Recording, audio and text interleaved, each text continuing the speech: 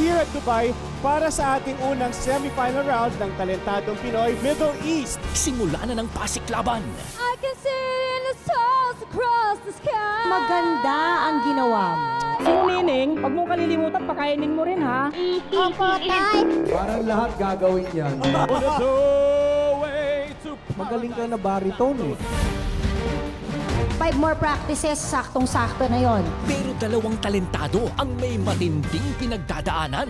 Nagkaroon pa ako ng Bell's palsy. Hindi mo makikita yung reaction on the other half of my face. Paralyzed kasi yung half ng mukha ko kaya.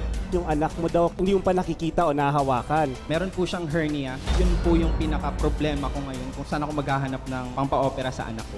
Matupad kaya ang kanilang pangarap na maging ultimate talentado? Ang talentadong nakutuloy sa ating finals ay walang iba kundi Talentadong Pinoy Worldwide Middle East Edition. napakasaya dito.